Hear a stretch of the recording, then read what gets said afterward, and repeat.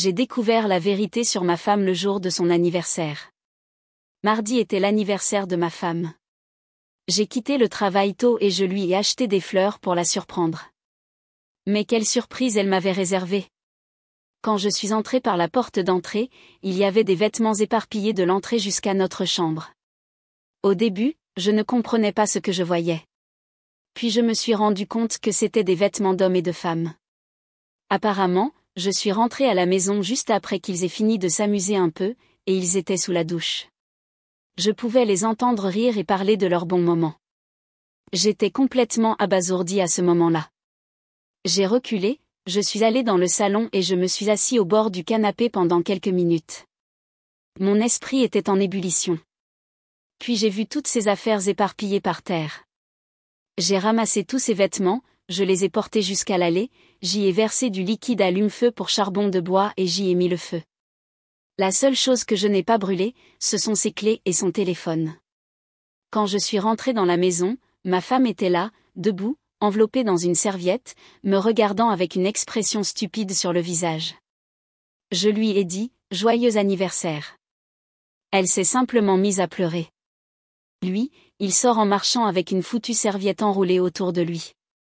Je lui ai dit de sortir de ma maison avant que je ne le frappe, parce qu'à ce moment-là, j'étais sur le point de perdre le contrôle. Il commence à chercher ses vêtements. Je lui ai dit qu'ils étaient dans l'allée. Il va à la porte, voit ses vêtements en feu et crie « Qu'est-ce que tu as fait ?» Je lui ai remis ses clés et son téléphone et je lui ai dit de sortir de ma maison et de me rendre ma serviette. Ma femme commence à me crier dessus, me disant que je ne peux pas lui faire ça, que je ne peux pas l'humilier comme ça. Je la regarde et je lui dis « Tu n'as eu aucun problème à m'humilier. » Ma femme le regarde et lui dit qu'elle va lui trouver un survêtement. Je lui ai dit « Si elle touche à une de mes affaires, je la frappe. » Et elle a dit « Tu ne peux pas faire ça. Tu ne peux pas le virer comme ça. » Je lui ai dit « Arrête d'essayer de le protéger. » Qu'en est-il de me protéger, moi ? Elle met simplement un regard vide sur son visage comme si elle ne comprenait pas. Le type commence à marcher vers moi, disant qu'il veut au moins un pantalon. Je lui ai dit « Non, dehors. » C'est alors qu'il a essayé de m'attraper le bras, alors il est rentré chez lui avec un œil au beurre noir en plus de ne pas avoir de pantalon.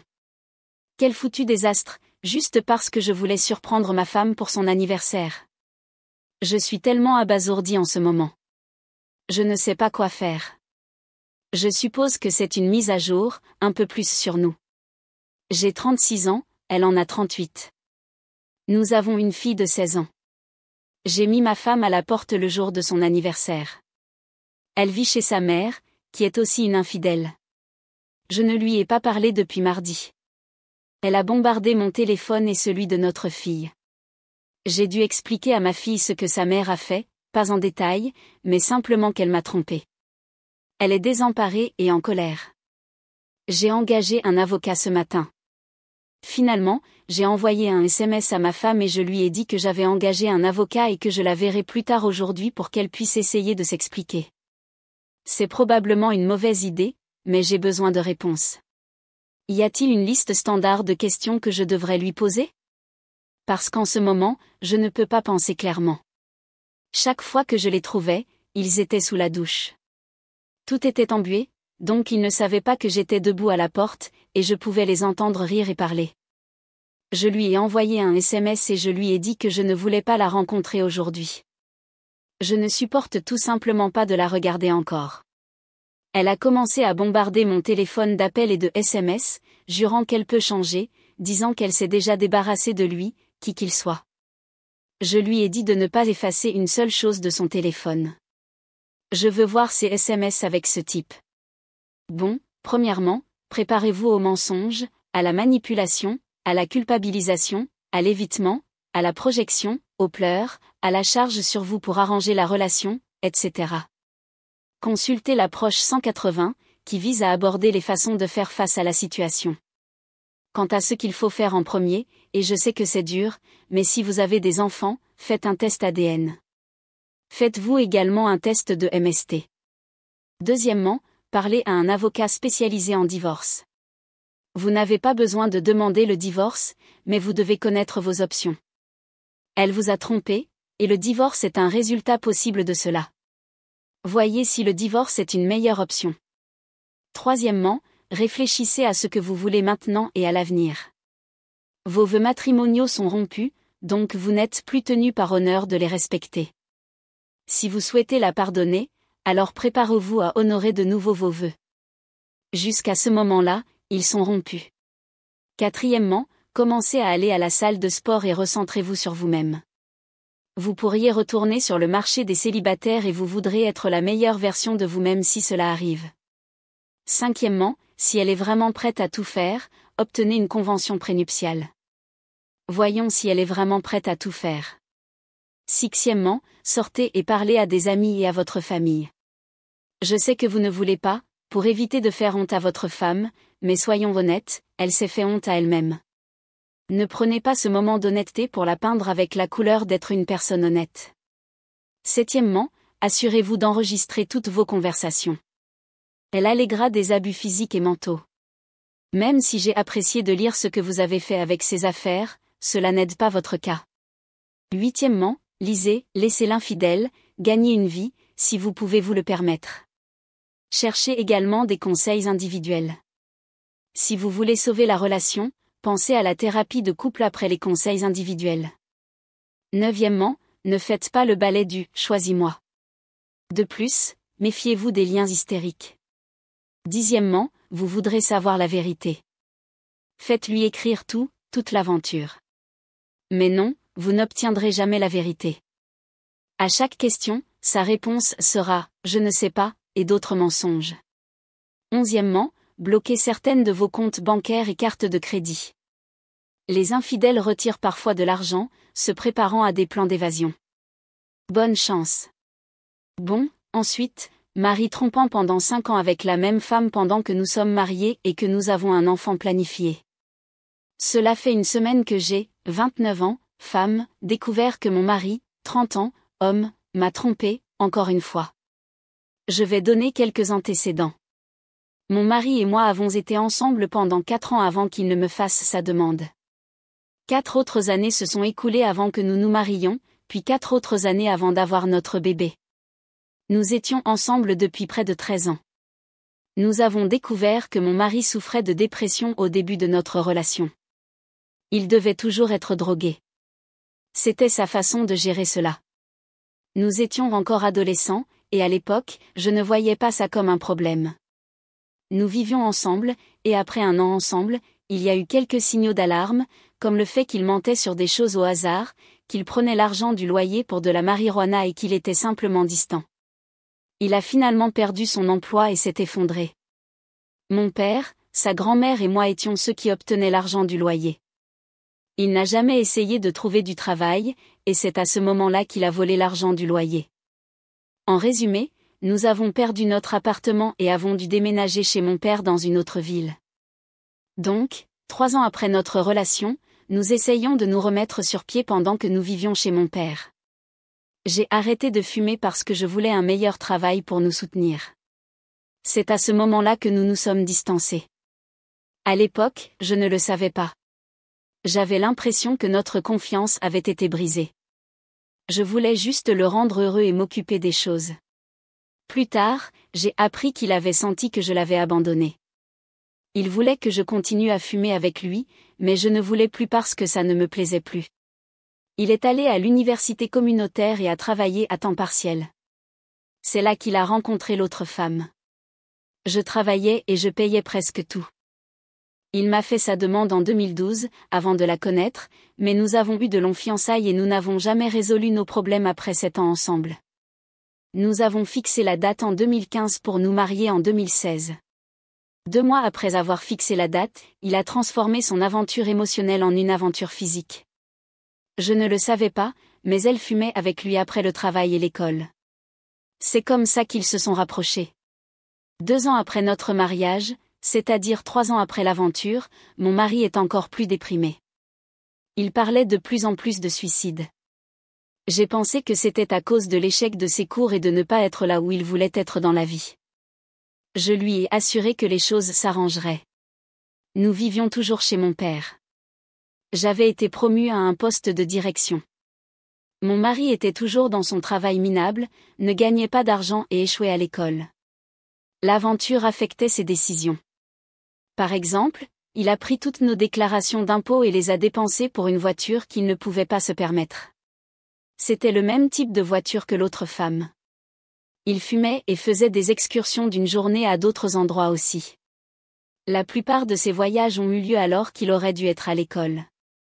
Il échouait donc à cause de sa faute. Avec le temps, l'autre femme lui a exigé plus.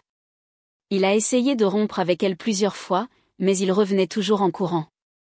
J'ai découvert l'aventure parce qu'il m'a donné une pilule en disant que c'était une vitamine prénatale. À ce moment-là, je voulais désespérément fonder une famille, et il a utilisé cette excuse pour me donner un antibiotique pour tout MST. Il a fait une erreur avec l'autre femme et n'a pas utilisé de protection, alors il m'a donné la pilule, au cas où. J'ai cherché la pilule sur Google et je l'ai confrontée. Finalement, il m'a tout raconté. J'étais dévastée, mais je voulais sauver notre mariage. Nous sommes chrétiens, et je crois que nous sommes unis au-delà de cela. Je l'aime de tout mon cœur. Il a donc rompu avec elle ce soir-là en 2018. Pendant toute l'année 2019, nous avons travaillé sur notre mariage.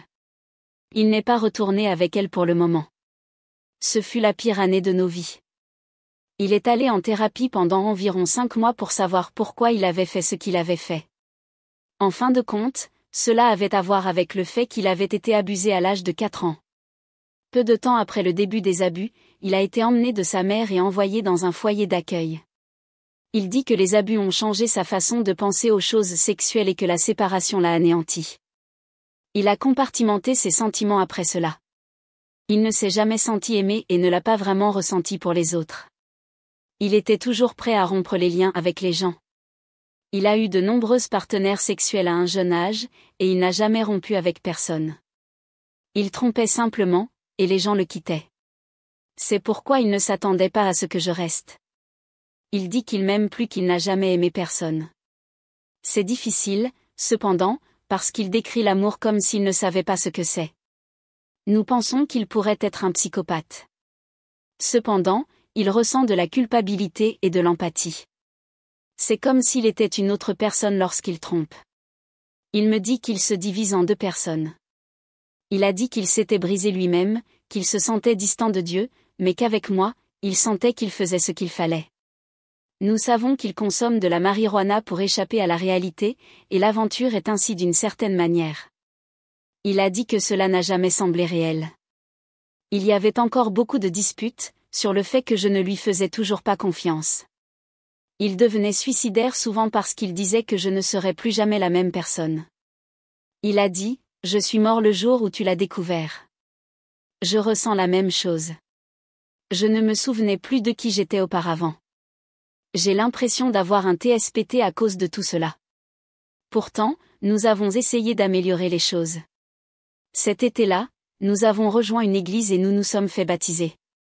Je me suis senti mieux, comme si nous nous réengagions dans le mariage. En janvier 2020, il a dit, « Essayons d'avoir un bébé. » J'ai vraiment pensé qu'il allait mieux, que le fait qu'il le suggère en disait long sur le chemin parcouru. Nous l'avons donc fait, et je suis tombée enceinte immédiatement. Je ne savais pas qu'il avait recommencé à poursuivre l'autre femme ce même mois. Il lui a dit que j'étais enceinte immédiatement, et elle s'est fâchée. Cela a ralenti un peu leur relation.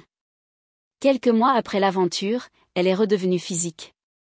Après la naissance de notre bébé, mon mari est resté avec moi tout le temps. Après 2 semaines, il est retourné au travail, avec un jour de congé supplémentaire pour la vie de famille. Bientôt, il a commencé à travailler de plus en plus pendant son jour de congé. En réalité, il ne travaillait pas. Il la voyait. Je l'ai découvert il y a une semaine parce que j'ai regardé sa carte de crédit et j'ai vu qu'il était dans une autre ville alors qu'il aurait dû être au travail. J'ai appelé son travail, et il n'y était pas toute la journée. Je l'ai donc appelé encore et encore. Quand il a répondu, il n'a pas voulu me dire où il était. Et ce soir-là, je l'ai confronté. Il a catégoriquement refusé de me le dire. Il a dit, « Tout va bien et ne t'inquiète pas », c'était sa façon de me dire qu'il allait rompre avec elle et de faire semblant que cela ne s'était jamais produit. J'ai finalement obtenu la plupart des détails de l'aventure ce soir-là. Il était en colère parce que j'avais appelé son travail et que j'avais fouiné dans ses finances. Il en avait assez de tout. Il a dit qu'il ne pouvait pas passer une autre année infernale et que je ne changerais pas. Il était prêt à partir parce qu'il n'avait aucun espoir que nous puissions nous remettre. Je voulais toujours essayer parce que nous avons maintenant un bébé et je n'étais pas prête à laisser l'autre femme gagner.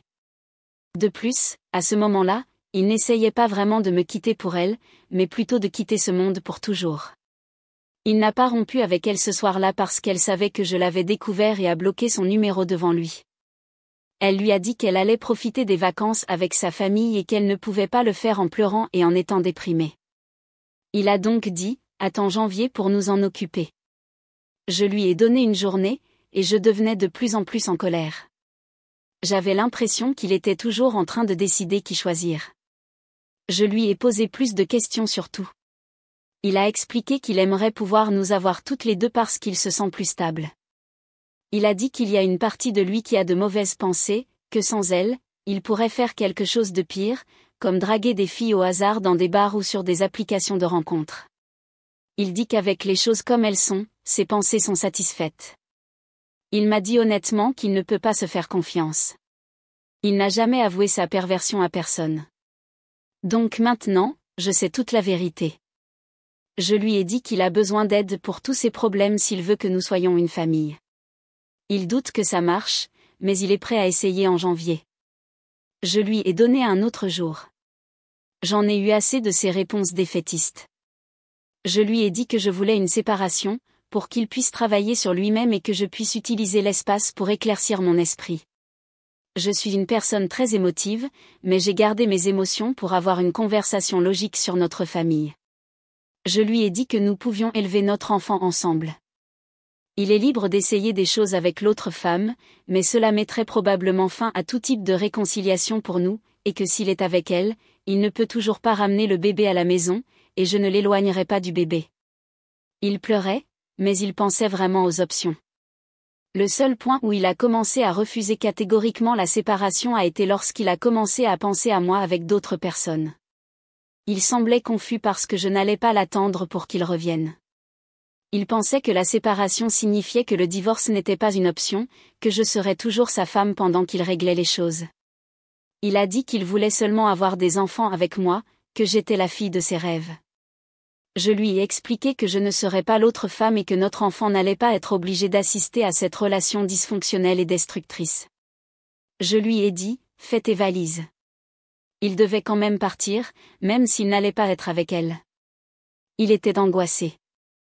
Il a commencé à faire ses valises, mais a commencé à dire qu'il allait arranger les choses. Il m'a demandé si je voulais trouver un cadavre ou non quand il devient comme ça. Il est difficile de le calmer. J'ai dû rester éveillée toute la nuit et verrouiller la porte pour qu'il ne se suicide pas. Je l'ai déjà trouvé pendu dans notre placard auparavant aussi. Je sais qu'il est sérieux. Donc, à ce moment-là, je lui ai dit, en pleurant, de rester et que nous travaillerions sur les choses. Après tout cela, il a été un mari et un père incroyable. Il est d'accord à 100% pour aller en thérapie et être un livre ouvert. Je peux dire qu'il me voit différemment. Il m'a dit qu'il avait peur de me perdre, qu'il y a une étincelle chaque fois que nous nous embrassons et nous touchons. Je crois qu'il comprend enfin que je connais ma propre valeur et que je suis une mère qui mettra son enfant en premier, quoi qu'il arrive. Je ne vais plus tolérer ce traitement. Je suis donc là, attendant la fin décembre, car j'ai l'impression que nous ne pouvons pas avancer avant qu'il ne rompe avec l'autre femme. Nous ne pouvons pas parler des choses parce qu'il ne peut pas le supporter. Il dit, ayons un bon Noël et une bonne année pour notre famille. Je me sens morte intérieurement. L'amour que je ressens pour lui se sent engourdi ou bloqué, comme si je ne pouvais pas gérer aucun sentiment jusqu'à ce que cette aventure se termine. Seule la colère sort. Je me retrouve à l'ignorer. Je me sens épuisée quand je suis près de lui, surtout parce qu'il ne me donne pas accès à ses registres téléphoniques ni à ses relevés bancaires, par avant janvier. Je continue de penser qu'il attend de voir si je m'améliore, comme s'il voulait que je lui montre que je peux surmonter cela et l'aimer comme avant. Honnêtement, je ne sais pas ce que je ressens pour lui, mais c'est peut-être parce que je ne peux pas exprimer mes sentiments et commencer à guérir de cela. Je sais que j'ai mis ma foi dans le Seigneur, que cela façonne qui nous sommes en tant que personne, et que c'est peut-être la seule façon de sauver mon mari de son comportement destructeur, car je doute que l'autre femme l'aide à obtenir l'aide dont il a besoin. Je crois aussi que notre bébé allait toujours exister, donc avoir le bébé puis nous séparer aurait aussi pu être ça, avec un S majuscule, volonté pour nous. Je veux vraiment le pardonner. Je n'aime pas la personne que je suis en train de devenir. Je suis en colère, jalouse et j'ai le cœur dur. J'ai donc besoin d'aller de l'avant avant de perdre la tête dans ce vide. En fin de compte, je ne veux pas que mon bébé grandisse dans un foyer brisé, mais je ferai ce que je dois faire. Je ne veux pas non plus que mon mari meure. Il m'a dit que même s'il partait avec elle, il se suiciderait inévitablement pour ce qu'il a fait à sa famille, et qu'il vivrait un mensonge. Il dit que nous sommes son rêve, que son vrai moi ne nous veut que nous. Et enfin, une rapide de quelqu'un dont la petite amie l'a trompé après qu'il l'ait hébergée. Je suis un homme de 19 ans, et elle est une femme de 19 ans. Nous sortions ensemble depuis 2 ans jusqu'à environ avril. Ensuite, elle et son père ont eu une dispute physique, et elle m'a demandé de venir vivre avec moi. Je vis avec mes parents, et ma chambre n'était pas assez grande pour elle et ses affaires, mais je lui ai dit oui parce que je ne pouvais pas tourner le dos à l'amour de ma vie. Un peu d'histoire, nous avons commencé à sortir ensemble en 2e année de lycée. J'étais déprimée et un désastre à cause de plusieurs incidents d'intimidation et de harcèlement pendant l'automne. Nous avions été amis pendant plus d'1 an, et elle savait ce qui se passait et m'a aidé à surmonter cela. Avant même de m'en rendre compte, j'étais follement amoureux d'elle, et tout était incroyable. Mais, maintenant que j'y pense, elle était très possessive. Je devais lui envoyer des SMS toutes les 10 minutes. Nous sortions tous les jours. Une fois, j'ai essayé de la renvoyer chez elle tôt, et elle a menacé de se suicider. Oui, sérieusement. Je pourrais énumérer tous les signaux d'alarme, mais je dois être bref. Il y a eu quelques problèmes chez moi. Ma mère est une accumulatrice, donc je me disputais avec elle et mon père, car je veux qu'ils commencent à se débarrasser de leurs affaires. Le désordre était tellement important que j'ai fini par abandonner l'université pour l'automne, simplement parce que je ne pouvais pas me concentrer sur mes études, malheureusement. Ma petite amie traversait aussi une mauvaise passe. J'ai fait tout ce que j'ai pu pour elle, pour que les choses soient un peu normales. Ma famille l'aimait, malgré ses défauts. Elle faisait partie de nous à ce moment-là. Je ne savais pas si je retournerais à l'université le semestre suivant ou si j'épargnerais pour l'année suivante, car mes parents ont menacé de ne pas payer pour cela. J'ai donc cessé de leur parler pendant environ 3 semaines. Pendant cette période, les choses ont empiré. J'ai découvert que ma petite amie envoyait des SMS suggestifs à un collègue. Elle travaille chez Chipotle. Il a rejoint les marines et a été envoyé il y a 2 semaines. Je l'ai découvert le 27/10, environ 2 semaines après que nous ayons célébré nos anniversaires avec des dîners, et ce type était là. Elle a menacé de se suicider après que je lui ai dit que je devais rester chez un ami. Elle a menacé de se couper avec un cutter. Non, je ne plaisante pas. Je me suis dit que nous pouvions surmonter cela, que les choses ne sont pas normales en ce moment, mais qu'il faudra un peu de temps pour que les choses se normalisent avec mes parents. Elle me dit environ 2 semaines plus tard qu'elle n'en peut plus et qu'elle rentrera chez elle pendant quelques jours. Quelques jours deviennent des semaines, et pendant ce temps, elle avait toujours toutes ses affaires dans ma chambre. Je pensais qu'elle avait juste besoin de temps seul pour se clarifier. Au lieu de cela, elle a profité de ce temps pour me tromper avec le type qui allait être envoyé. Elle a jeté notre relation par-dessus bord et a détruit mon âme. Depuis, j'ai été un désastre, mais mes amis m'aident beaucoup. J'ai des cauchemars récurrents, et avec sa possessivité, j'ai l'impression que ma vie n'a plus de direction maintenant. Nous avons parlé d'avoir des enfants. J'allais presque me marier en octobre, lorsque j'ai essayé de rejoindre l'armée. Pourquoi a-t-elle jeté mon amour par-dessus bord? Elle était parfois folle, mais je pensais qu'elle m'aimait, et je l'aimais. Maintenant, c'est fini, et avec la pandémie, je me sens dégoûtée.